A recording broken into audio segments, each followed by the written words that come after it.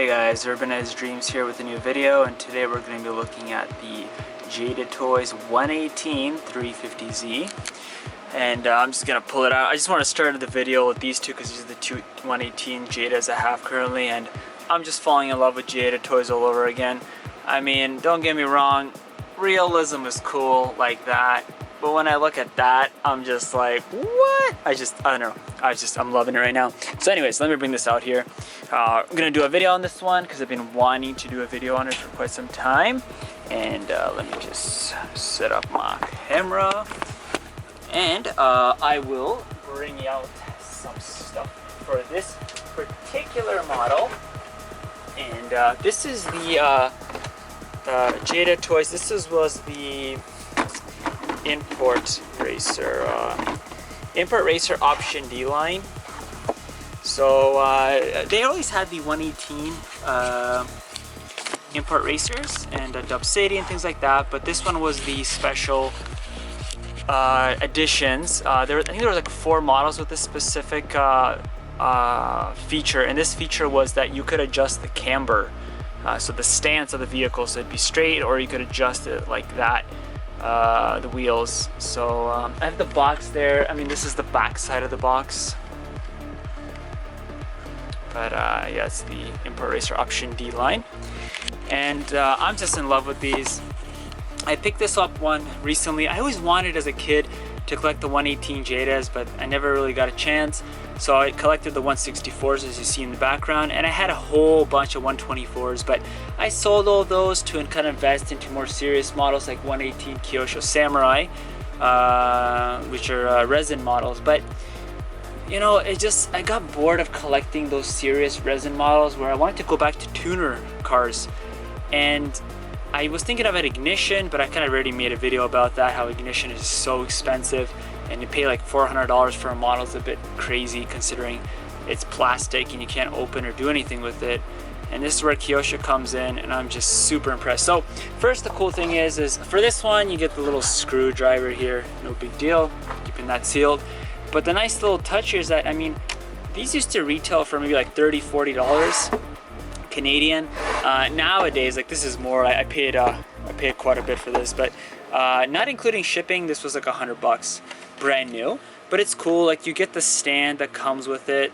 You get the little pylons there. Not all of them come like this, but these ones, because they were like the special edition ones, they came with the 2 pylons, which was a nice little touch. Now for the actual model, I'm just overly impressed. I'm critiquing this not on today's prices, because these are very valuable today.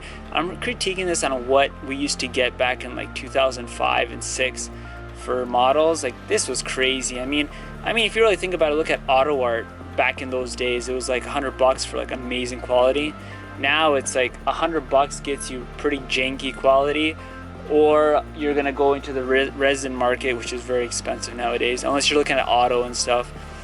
But anyways, this model, this is the side profile. This one only had the one set of rims. Sometimes they come with multiple rims, like the Supra, but that will be another video.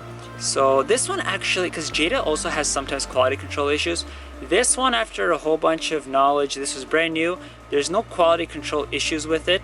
There's slight yellowing at a certain part of it, but I don't think you'll be able to notice on the camera at all. So yeah, nice model. Here's the front.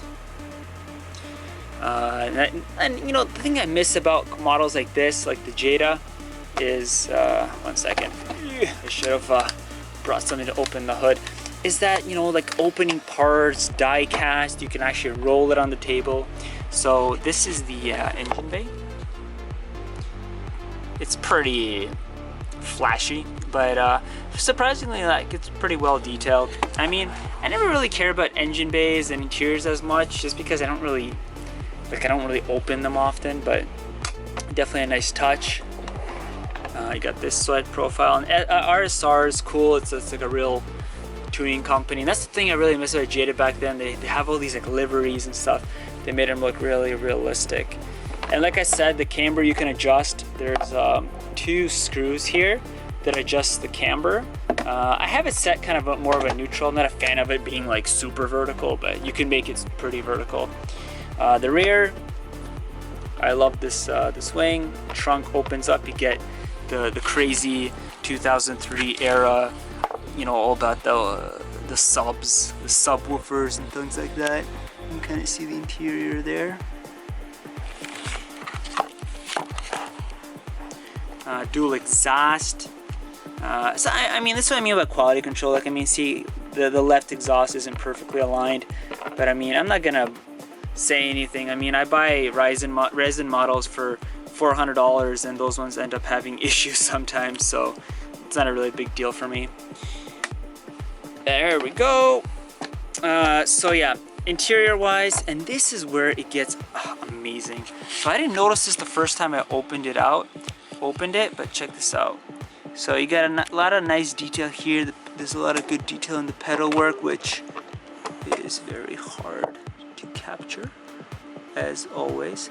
But anyways, you get, you know, you got like the cages and stuff like that. I mean, the only companies doing this kind of detail nowadays is like Ignition, which you're paying $400 for a plastic model. But yeah, the one thing that really surprised me is, check this out. And I never noticed anybody point this out, and I never knew about this because I never had the 118s. I only had the Jada initial D 118s, but they didn't have seatbelts. But these seatbelts right here, they're actually rubber. Like, it's cool. It's not hard plastic. It looks like it's just hard plastic, but it's actually rubber. See? Like, that's an incredible touch. And the seats themselves here, they're also not plastic. They're like this soft kind of rubbery material. So I mean, this is like pretty legit considering the retail price of these back in the day. So it's just crazy what we used to get.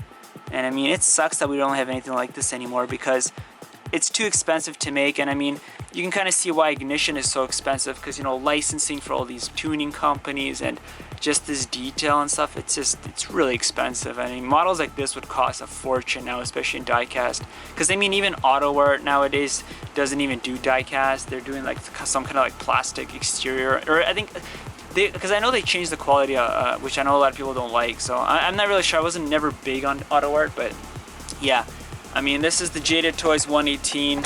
I love it. I think it's awesome. I'm so happy to have it, and I'm so happy to get into collecting Jadas again. I kind of was missing it, and it's really cool. And there's a whole bunch of 118s I'm going to be collecting. I'm going to try to get, well, I'm not even going to try, I am going to collect every single one. But I'm going to take my time because I only want to buy them if they're brand new. I don't really want to buy used ones because a lot of times the used ones are like in bad shape. So I only want to buy brand new ones. So this one was brand new, and that Supra also was brand new, but I'll do the Supra and another week. All right, and that's it for this video. Thanks for watching, guys, and all the best. Peace.